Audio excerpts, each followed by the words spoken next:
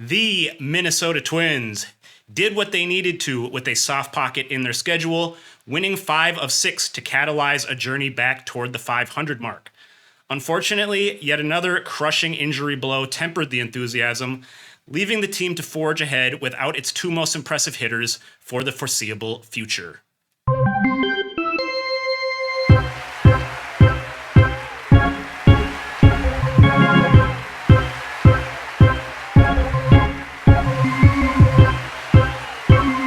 What's going on, everybody? Welcome to the Twins Daily Week in Review podcast. I am your host, Nick Nelson. Excited to finally chat with y'all about a winning week of baseball, one with more positives than negatives and plenty of good stuff to cover. So let's forge right ahead ourselves without further ado. As a quick reminder, you can always find this content in written form on twinsdaily.com, where we invite you to join the conversation, come leave a comment on the article, write your own blog, or explore the forums and chat with your fellow Twins fans here as the Twins start to hopefully pull it together. Here is your weekly nutshell, your sort of 5,000-foot view of the past week, and a quick recap to get us started. The Twins won their series against the White Sox to open the homestand as they needed to, but it was frankly not a stirring display.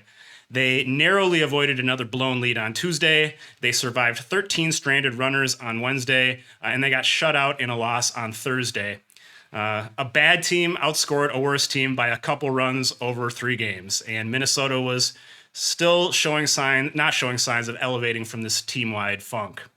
Then the Angels came to town, and the vibe shifted. The Twins recorded their first series sweep since the beginning of last August, winning all 3 against LA, and they did so in much more convincing fashion than those wins against the White Sox, really exerted their will over this lackluster Los Angeles club. Minnesota outscored the Angels 21-5 in 3 games, and while their play wasn't perfect in this one, they avoided the instances of maddening self-sabotage that have so frequently halted their momentum this season. The Twins have now won 3 of their past 4 series and are suddenly playing some pretty decent ball. But they've got to show they can do it against credible competition, and that opportunity is coming up next. So let's unpack. This is your weekly snapshot from Monday, April 21st through Sunday, April 27th. Twins' record last week in 6 games was 5-1. They improved to 12-16 on the season, back within 4 games of 500. Their run differential last week plus 18, so they are back almost to even on the season. They're just -2 in the run differential column. And they're standing in the American League Central, still 4th place, and still 6 games out behind Detroit. The Twins were only able to pick up a half game this week despite their strong play, which, that's kind of how it goes when you dig such a deep early hole, and kind of lays out what the Twins are facing here. But they were able to get a good start here in this 5-1 week at home. Let's take a quick look at the game-by-game results. Twins beat the White Sox 4-2 in the series opener on Tuesday. Buxton averting disaster with a game-saving catch at the end of that one. Real strong start from Bailey Ober. He went 6 innings with 1 run allowed. Twins won again 6-3 on Wednesday. Buxton and Larnach homering in that game to offset a 13 left on base by the Twins. The bullpen also very strong, 5 scoreless innings in that one. Thursday, a rainy, shortened 7-inning game. The Twins losing 3-0. Dud of a performance from the offense in that one. Just a very dreary game. They went 0 for 9 with runners in scoring position. Had only 1 extra base hit in the game. On Friday against the Angels, a breakthrough showing from the offense, an 11-4 victory. Big game for the Twins. Buxton and Larnach again coming through in this one. 2 homers and 7 RBIs between them. But as mentioned, the excitement in that one tempered by a really tough injury for Luke Keeschel. On Saturday, the Twins winning 5-1. Very strong pitching. Simeon Woods-Richardson leading the way in that one, 5-1. Twins get the win. And then on Sunday, they close out the sweep. Again, really, really good pitching. A shutout 5-0. Joe Ryden leading the way in that one with 7 scoreless innings and 11 strikeouts. Here's your news and notes on roster machinations and injury updates over the past 7 days. After making a heck of an impression during his 3-start April cameo, David Festa was optioned back to AAA on Thursday to facilitate the return of Pablo Lopez, who was activated from the injured list to start Minnesota's series opener against the Angels on Friday. Over 13 innings with the Twins, Festa allowed only 2 earned runs for a 1.38 ERA, and he struck out 15. Really good stuff, and he's going to be back as soon as another opportunity arises in that rotation. Lopez looked sharp in his return on Friday night. Had to throw more pitches than you'd hope for because of some shoddy defense behind him, but got into the 5th and looked good. And the Twins enjoyed their biggest win of the year, which was some much-needed good news that unfortunately got overshadowed by some not at all needed bad news. Rookie phenom Luke Keeschel, looking so good, so impressive here in his early action, suffered a broken forearm after being hit by a Kyle Hendricks fastball. The run of inconceivable injury interference for Minnesota's top prospects proceeds unabated. Although it was a non-displaced fracture for Keeschel, it's going to take time to heal. Broken bones simply do. So we can expect him to be sidelined for at least a couple of months, maybe looking at around the All-Star break or a little before as a realistic timetable to return. Hopefully he can come back before expected. You never know how these things are going to heal, but I guess the good news is that we should expect to see him in the second half, and he looked so good. Gave every indication of being a major league player who will hopefully give the lineup a boost later in the season. With Jose Miranda already demoted and Willie Castro finally placed on the injured list earlier in the week, the Twins find themselves direly thin on infield depth, which pushed them to swing a trade with the Phillies for Cody Clemens. He joined the team on Saturday. Clemens, much like Jonah Bride earlier in the month, is a fringe big leaguer who came aboard after being designated for assignment by his previous club. The lefty swinging Clemens has a .611 career OPS in the majors, but he did slug .471 in the minors, has some pop in that bat, plays primarily first base, capable of mixing in at third, second, and left.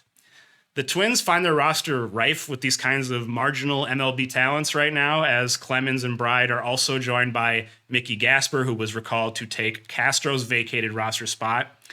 It's not a great situation for a team trying to rattle off victories and hoist itself back into relevance, but a crucial reinforcement is on the way. Royce Lewis kicked off a rehab stint in St. Paul on Friday night, started at third base, and he went 1 for 3 with a double. He played again on Sunday, notched a pair of singles, and he came just short of a grand slam on a sac fly in his second at bat, of course. He looked good on his chances defensively. I saw him make a really nice play, charging in on a ball from third. Twins are surely inclined to take it slow with Lewis, given everything. But as with Brooks Lee and Keeschel before him, the front office may really just be compelled to accelerate his timeline slightly, given the circumstances of the major league roster. In a couple of final roster notes before we dive into the highs and lows, Michael Tonkin moved his rehab to AAA. He's getting closer to being ready to return.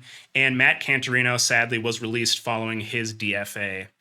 Diego Cartaya outrighted off the 40-man roster amid an extremely slow start at AAA, and that made room on the 40-man for Clemens. Your highlights from a 5-1 week for the Minnesota Twins that saw them finally break out of the doldrums and start doing some good things on the field and generating some excitement. Once again, Byron Buxton, the star of the show for Minnesota, impacting games with his legs, his glove, and his bat.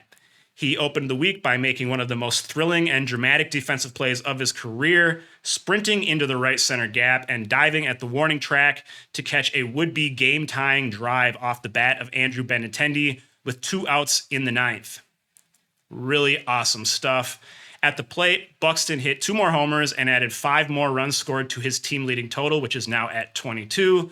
Since striking out 4 times in Kansas City on April 8th and then missing a couple of days to attend a family funeral, Buxton is batting .286 and slugging .661 with 5 homers and 4 steals on 4 attempts.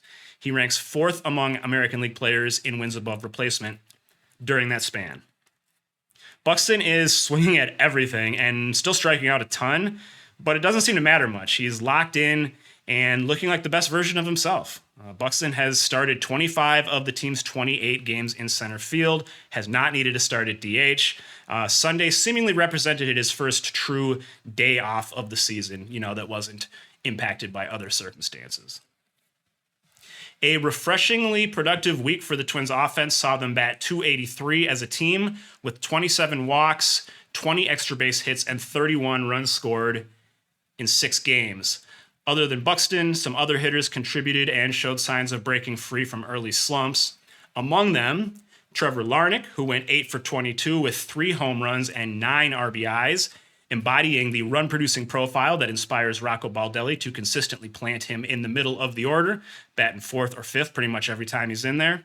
Larnach's OPS increased by 165 points during the homestand, going from 548 to 713, much more respectable range now. Brooks Lee shook off a 2 for 19 start to pile up hits in these 2 series, notching 8 in 21 at-bats and lifting his average from 105 to 250. He drew 2 walks and did not strike out a single time in these 6 games, showing some really nice bat control. However, only one of those 8 hits went for extra bases. It was a double. So questions about his ability to drive the ball and elevate it, those remain. But at least he's starting to find some grass and get some production. Edouard Julien had a relatively quiet week with the bat. He just had 2 singles and a double in his 21 trips. But what really caught me with him was the improved quality of ABs. The famously disciplined second baseman drew only 3 walks in 65 plate appearances coming into this past week, and he was chasing out of the zone way more often than before, which I just don't think is the recipe for him to succeed. It has not been the foundation of his success throughout his professional career. You know, a little added aggressiveness is good based on what we saw last year, but being able to work counts and make pitchers sweat is key to unlocking his best form. So I was really encouraged to see Julien draw 6 walks last week, with 4 of those coming in Friday's lopsided win over the Angels. As bad as this Twins team has generally looked, the formula for winning is actually very simple and achievable. Score an average number of runs. When they push across 4 runs or more, Minnesota is 12-3 this year. They were able to hit that threshold in 5 of their 6 games last week, albeit against poor competition, but also while leaving plenty of meat on the bone, as we'll discuss. I view that as promising. But nothing is going to come easy, with arguably the team's 2 best hitters in Keishel and Matt Wallner sidelined indefinitely. On the pitching side, this was an extremely impressive string of games. Twins had a 2.25 ERA in these 6 games. Things finally did start to come a little easier for Griffin Jax, who rebounded admirably from a disastrous road trip while being used in noticeably lower leverage. All 3 of his appearances this week came in the 7th inning rather than the 8th or 9th, but Jax showed signs of getting on track by allowing no runs or walks and striking out 7. The luck-poor reliever continued to get babbipped with 2 of 4 balls in play turning into hits, but he overcame that by just inducing an eye-popping 13 swings and misses on 46 pitches. That's almost 30%. That's wild. As Jax looks to reclaim his top spot in the bullpen hierarchy, Louis Varland is making a charge up the ranks himself, flashing flat-out filthy stuff in a full-time relief role. Varland did give up a solo homer, which continues to be a vulnerability, but outside of that, he was squeaky clean in 3 innings of work, struck out 4 with no walks. Varland's fastball, just wow, averaging 98 miles an hour, which is one of the 10 hardest in the American League. You trace that back to what he was in college and where he got drafted. It's truly a heck of a story. The starting rotation with Pablo Lopez back and looking healthy is leading the charge for this team. You know, some positive developments with the offense and the bullpen, but let's not lose sight of the bread and butter here. Bailey Ober was stellar against the White Sox. He tossed 6 innings of 1-run ball, lowered his ERA to 2.42 since that season opening clunker in St. Louis. Simeon Woods Richardson looked about as good as we've seen him on Saturday against the Halos, I thought. Allowed 1 run over 5 1/3 while striking out 7 with no walks. And Joe Ryan rebounded from a rough outing in Atlanta to flat out eviscerate that same Angels team on Sunday with, as mentioned, 11 strikeouts and 1 walk over 7 shutout innings. A high-caliber rotation that brings quality day in and day out is an essential ingredient in churning out wins, as the Twins need to do. This starting unit looks very well equipped, but they can't do it alone. With that, let's turn our attention to the lowlights of the past week. The inefficiency of the Twins' offense is infuriating to behold. Even in a week that would have to be described as their best of the season, the lineup was still subject to constant letdowns in key situations, leaving a tremendous number of runs on the table. In 6 games and 47 offensive innings, the Twins stranded an extraordinary 52 runners on base, including 13 each on Wednesday and Saturday. Now, there is a level of credit due for so consistently populating the bases via hits and walks, but if you can't capitalize and convert on these opportunities, all the traffic doesn't really do much good. And that's been a recurring issue for this lineup dating back to last year. The quality of at-bats just deteriorates, and the ability to step up goes amiss when opposing pitchers are bearing down in those scoring situations.